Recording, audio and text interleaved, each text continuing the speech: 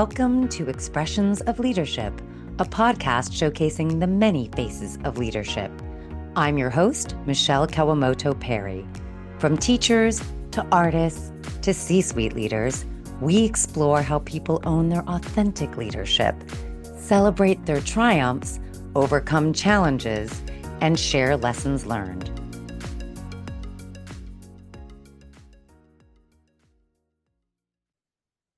In today's episode, we'll be speaking with Mimi Donaldson.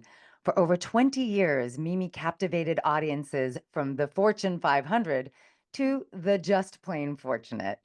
She's won acclaim for her rousing keynote speeches, compelling workshops, and in-house training programs. She shared the keynote platform with Colin Powell, Katie Couric, and Suze Orman. Mimi has created speeches for TED Talkers, executives, celebrities, entrepreneurs, and sales staffs. To date, she has coached 23 speakers to the TEDx stage. She holds a bachelor's degree in speech and dramatic arts from the University of Iowa and a master's degree in education from Columbia University. For 10 years, she was a staff human resources specialist with the Walt Disney Company, Northrop Aircraft, and Rockwell International. Mimi's latest book is designed to improve the quality of how you present yourself. Pitch Perfect. Speak to grow your business in 7 simple steps. Welcome, Mimi, to the Expressions of Leadership podcast. I am delighted to have you join us. I'm thrilled. Thank you for having me. Mimi, you have had a fascinating career journey. How did you become a TED Talk coach? What a great question, Michele. I always say it was kind of a straight line because I've always been a teacher, and teachers are coaches. And speaking is the only thing I coach on because it's the only thing I really mastered. After 20 years, and actually it's 30, but 20 sounds good, on the stage in front of like thousands of people, I know what it takes to craft a speech and to have everybody with you the whole time. And that's the gift. And I play the audience and I draw out the people's speech and we practice and they go and they give it. I just am amazed at your ability to truly be able to capture the audience that way and then to be able to translate that skill set to help others do the same. It's not a mystery, it's a formula. There's actually 7 steps. I, in my human resources days, always was a process person. I think you can't wait for lightning to strike and for you to be inspired. You have to have a process that is repeatable, that you can do when you don't even feel like it. And so there are 7 steps that follow the listener's train of thought. They're asking the questions in their minds and you're answering, which is why the listener is nodding the whole time, because you're speaking to exactly what they want to hear next. And what are those 7 steps? Oh, the secret. This is not a secret because my mission is that nobody is boring when they speak. I don't want boring. So how you are boring is when you don't think about the listener and it's about you and you say, let me tell you about me. And the listener says, I don't care about you yet. Talk about me, because listeners are very self-centered people. I always say when you write a book, you can be lazy because the listener has to do the work, the reader. And so they have to have the meanings, they can fold down pages, they can read the last part first. But when you're a speaker, you have to do the work as the speaker. The listener just sits there and they want you to lead them down the garden path and tell them things they can understand immediately and evoke response in you. So the first step is answering the listener's question in their minds, which is, why should I listen to you? What's in it for me? That's step 1. And so I always say, you have to lead with the need. And whether it's a TEDx talk or your marketing pitch to grow your client base, You have to start with their need. And you have to draw a picture for them of what is the problem right now. Why are you the solution? What are they facing? What is their need? Mm-hmm. And so the opening is obviously the most important part. We usually don't Mm-hmm. write that to last because it's Oh, so another important. interesting secret. Writing Yes. that last. Yes, you have to write it last because you have to point to what's to come, but you have to really, it's almost a summary. The first two sentences are the most important sentences you're ever going to say. And Mm. they don't appear to you until you've worked through your presentation. Mm. Yeah, that makes a lot of sense. That's the first step. So obviously you tell them what their need is. So for instance, I would say, does the thought of speaking in front of a group for more than 30 seconds make you sweat and keep you up at night? And Most people that's are going to say yes. some people. But then I follow it up with another question because some people think they're good speakers. They're not nervous at all. And I go, do you suspect you may be boring? Because some people think they're boring. Mm. And so I get a little reaction there. And then I always ask the third question. I always ask a series of three. And I say, would you love to make people laugh? Because they've already giggled twice. They've giggled twice as I said the first two sentences. And now that I said, well, have you always wanted to make people laugh? Then they realize, oh, she made me laugh. And so I don't say I make people funny. I say I find the funny, but they already know because I made them giggle. Mm-hmm. So lead with the need. And you can't imagine. I mean, some needs are very dark because I have some clients who raise funds for causes like against child trafficking and stuff like that. That's serious. So you can't make them giggle in the first step. You have to make them feel, oh yeah, we need to talk about that. That's a need in our society today. Mm-hmm. Yeah, absolutely. So that's step one. You have time for all seven? I think that's a good teaser, and I think that the audience will have to get the book in order to find out what are the next 6 steps there. So funny. Thank you.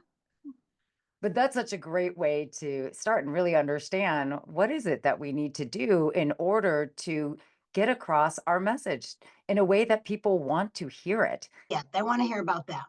So if you lead with the need, and I will tell the second step because the other shoe has to drop, you have to follow it up with their next answer to their next question, which is, okay, I got the need. So what you got? What's your solution? That's what they're asking the speaker in their mind. And then you have to say it. And everybody knows what they want to talk about. I mean, it's not a big stretch. You don't have to research this. This is actually what your point is. And that's step two. So those two steps, problem solution, actually works in a whole bunch of conversations, any conversation you have in your life. So, how does your leadership philosophy impact the way that you work with your clients? I am guided by one word: to educate. I've always thought of myself as a teacher. That's what I got my master's degree in. And when I learned the true definition of educate, it changed my life. Because I always thought it means putting in information, being the leader, the one who knows. But actually, it comes from a Latin root, educare, educare. And it means, ready for this? To draw out. Which flipped me out because that's what you do as a leader. You draw out your followers or your employees or your teammates to make the decisions you want, to get the goal done that you want. It's another word for guide, but it's even better than guide because it means to draw out. Now, that means that you believe that they actually know. And they do. They do. You just have to draw it out so they remember they know. So I tell my clients that when audiences or listeners are nodding at you, like this, like they're not agreeing with the content necessarily. they're saying, oh, yep, I know that. Yep, I got that. That's what I thought she was going to say. Yep, yep. And they're being educated. They're being drawn out to remember that they already know that. Hmm. And what are those core values for you that you draw upon as you were helping to draw this out of your clients? Same four core values I've had all my life. And I had to actually distill them when I was in human resources, because you really have to be a leader if you're going to coach managers to manage people. And so they've always been honesty, integrity, humor, and fun. And honesty in the workplace is obvious, but on stage, I always say to people, when you're talking to a group, you're kind of naked. So everything is going to be in your tone of voice. And if there's any false hoods at all, it'll show up. Because in a resume, you can say you worked 4 years somewhere and you only Mhm. worked 3. But Mhm. if you say on a stage, I worked 4 years at so and so, there is going to be something not right about you. And the audience is going to get it. And it's going to really ruin the good vibe. And so, honesty, everything has to be totally, totally honest out of your mouth. And it's a good rule for leaders too. But Mhm. for speakers, it's number one. Mhm. Integrity, number two, is doing what you say you'll do. So from the very beginning, if they're 5 minutes late or they forget an appointment, that's a red flag. Like, no, we have to be meticulous. I love the word meticulous about doing what we say we'll do. And humor is that we have to have humor in the speech because people want to be entertained now. And there's always something funny going on. I have a comedic view of the world. And so if you look around, I'm always carrying a little notebook to put down some funny things. It could be a street sign that's really funny. But humor is very important in your speech, in your presentation. It's got to be humor, light, not dark. And then fun is I'm always having fun, whatever I do. And so I want people to have fun when they work with me. And what if they have a speech that is maybe something that seems more serious as a topic? How do you encourage them or how do you help them to bring that fun, bring that humor into those types of speeches? Ah, yes. People ask me that because it's very serious what they do. And if people are doing marketing speeches and they're a banker or they're insurance people, they don't think that's anything's funny in their business. And it's not funny, but pain plus time equals humor, which means that the client who drove them crazy 5 years ago wanting something that they couldn't have, 5 years later, it's kind of a funny story. Now, I know you can't say the client's name or make it recognizable at all, but there are some elements of that situation that made you crazy that are now, after a few years, kind of funny. And there's a little bit of an example that even people with the most serious subjects can use. Mhm. Now, I believe everyone is a leader. It's just a matter of acknowledging, embracing, and taking ownership of it. How do you encourage your clients to step into their own leadership roles? Wow, that happened with the very first paying client. She was being awarded a big award and for community outreach and wonderful citizenship and all that. And she said afterwards, I need to speak because she accepted the award and she doesn't want to speak. And I said, yes, but you have to speak because you want to share your example. And she goes, no, I can't talk about myself. I can't. I'm so uncomfortable. And I said the 4 words, they came naturally to me, but afterwards I decided that's the 4 words I have to say. And I looked her right in the eye back then it was Skype or whatever we had. And I said to her, it's not about you. And she said, what? And I said, it's not about you. It's about the girls that you're helping. And she said, oh, can I talk about them instead of me? I go, yeah, absolutely. Yes, it's not about you. Because now I say to my clients, you're not delivering this to a mirror. If you are delivering it to a mirror, you could be nervous about how you look and how you're sounding and your voice and all this and your presentation. You're not. You're delivering it to a person. You want them to get the value. It's about them, not you. And that Mm-hmm. helps. That helps Mm-hmm. even the shyest person come out. Mm-hmm. And own their own sense of leadership and own their own sense of knowledge and wisdom that they can provide to their audience.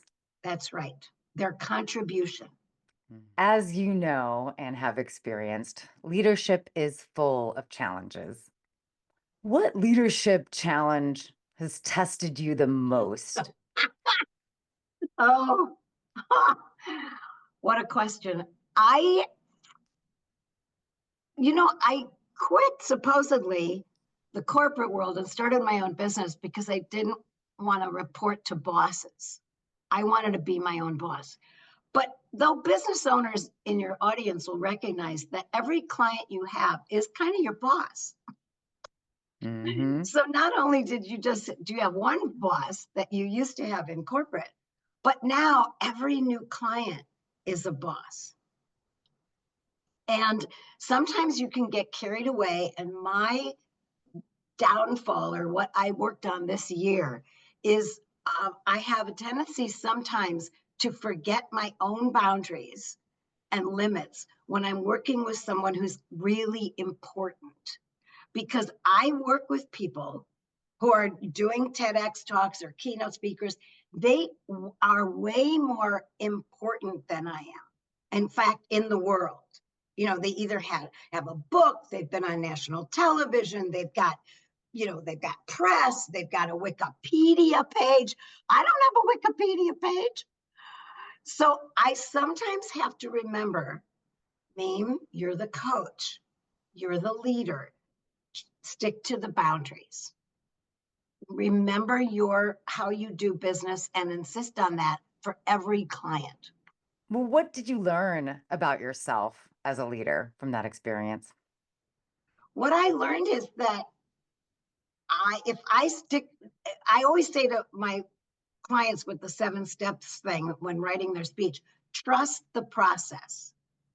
And sometimes I forget to trust my process. And I have a process. You put the deposit down, I read your book, or, I study.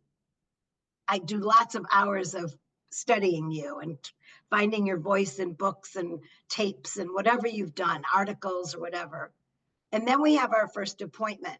And then I demand that you come on time and that you have a whole hour. I mean, there's some rules that you have as a leader. Mm-hmm. And if have to trust the process. You have to trust that the rules have worked for all these years.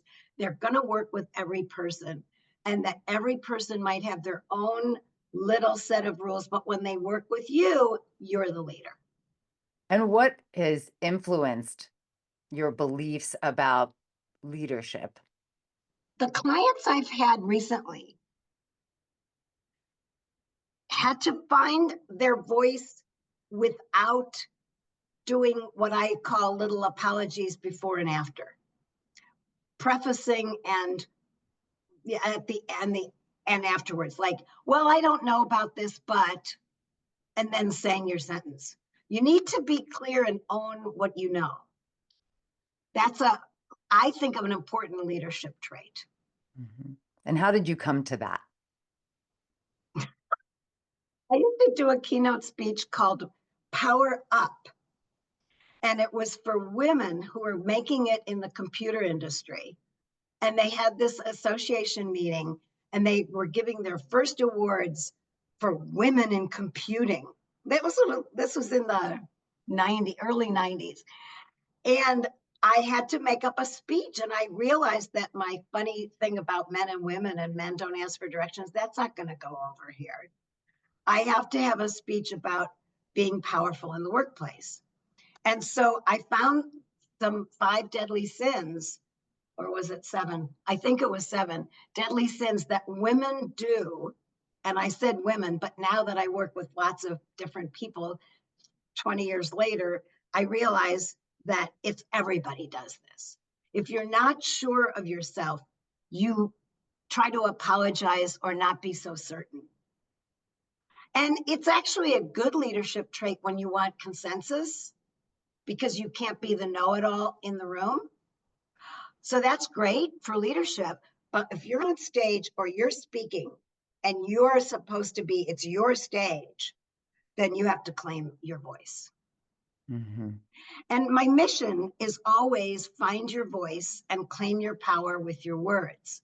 That's my mission for people. And it was my mission in HR when I would train the managers, and it's my mission now with clients. Find your voice and claim your power with your words. What's so important, do you think, about finding your voice as a leader? Because if you don't have your voice and you don't claim it, then people can push you off into other directions, into whatever they want, and you'll be influenced by them. I think leadership means standing your ground, Mm-hmm. but you have to have values. You have to know what they are. Mm-hmm. I think it's also another powerful way of people knowing who you are. People want to get to know you as a person, not just as some sort of figurehead. Right. And when people know who you are, they're more likely to connect with you. They're more likely to engage with you. They're Oh, more likely yes. to trust you. And so if we aren't finding our voice, if we don't know who we authentically are, if we don't have our values and know our strengths, then it's really difficult for other people to truly understand you and be able to connect with you on an honest level. Exactly. And that's why I'm a big speaking advocate, because on the website page, you can put what you are and what you believe in, but it's static. The website page, the article, the blog, they're all static, and the reader has to do the work. Podcast is another, it's a step, because now the listener does some, but you're doing the work, but they can see your personality. That's why when you connect with people on this kind of level that we're doing right now, they can see your personality. Mm-hmm. It's a connection. I always say speaking in any setting, whether it's a TEDx or to your team at work, is an opportunity for you to show your personality. As a guide and a leader to your clients, what are some of those strengths that you draw on as you're working with them? Oh, I always tell people I am the queen of focus. And a lot of clients come to me and they go, I ramble. When I speak, I ramble on. And I go, oh, we'll fix that. Because my leadership skills are mostly discipline and focus. The discipline comes from those 7 steps. We stick to what the audience wants to hear when they want to hear it. And my favorite rave letter, endorsement letter, was from a guy who's a sports guy. And he said in the endorsement, I brought Mimi 40 pages of my best stories, and I wanted to use them in my speech. And she said, no, they're for your book, because I want the speech, not the book. And it's Mm-hmm. that discipline and focus, the ability to say no to people. Yeah. That I think is really important in leadership. Yes, knowing your boundaries and prioritizing what will serve the cause or the project or the audience best. Yeah, you have to know what your skill is, and then what is the goal you're fulfilling. So I know TEDx talks are 17 minutes tops. That's the longest you can speak. So if you bring me 40 pages of material, we're probably not going to use those stories. Your stories have to be 60 to 90 seconds in a TEDx. That's just how it has to go. The audience is not going to stay with you for 30 to 40 minutes. It's not what it's about. And you're able to then draw that very clean line for them. Yes. That's fantastic. We're now getting to the part of our show where we like to ask about some advice that you can offer our audience. And then we're also going to ask you a fun question about yourself. So let's start with the advice question. If your advice could be bottled and sold, what would the label say? I already said it in another part of this, but it's my mission. It's find your voice and claim your power with your words. That will stand you in good stead at home in relationships, at work in relationships. Everybody wants to know, well, where do you stand on that? And what's your real feeling on that? What's your thought on that? And so if you can find your voice enough to speak with some authority and some responsibility for what you're saying, that you will back it up, that to me is the gift.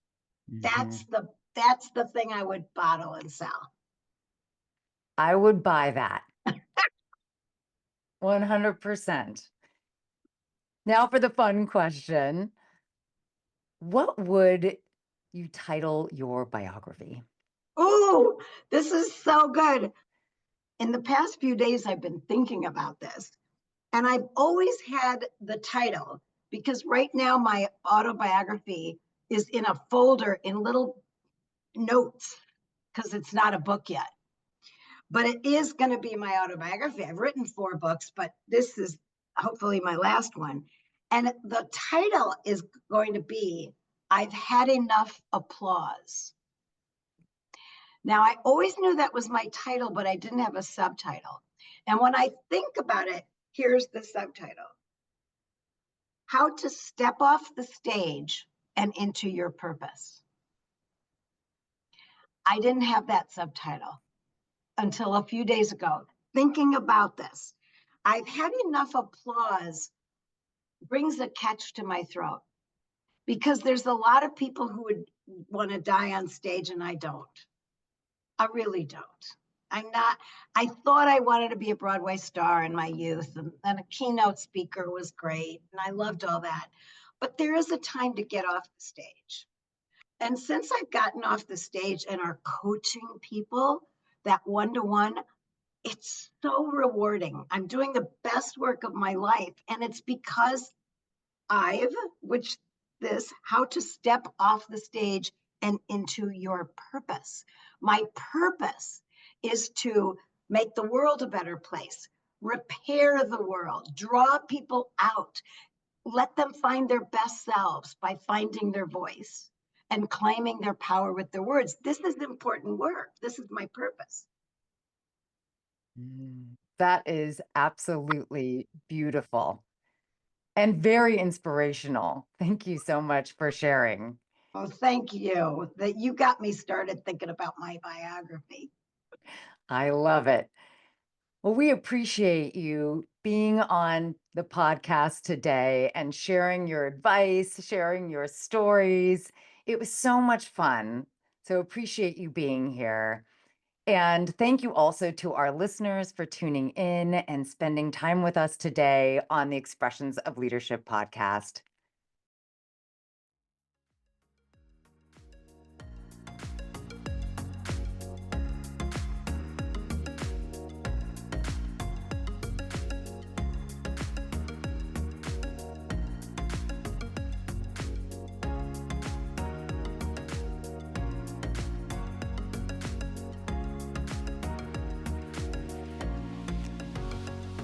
If you haven't done so already, make sure to click on that follow button so you don't miss out on future episodes.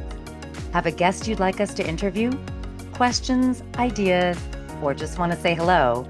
You can reach us at letstalk@expressionsofleadership.com or connect with us on Instagram or YouTube. We'd love to hear from you. And as always, thanks to our amazing team behind the scenes for making this podcast possible, including our sound engineer, Graham Palmer, and my chief encourager and advisor, Jeremiah Higgins. Until next time, stay curious, stay inspired, and we'll see you soon. Take care.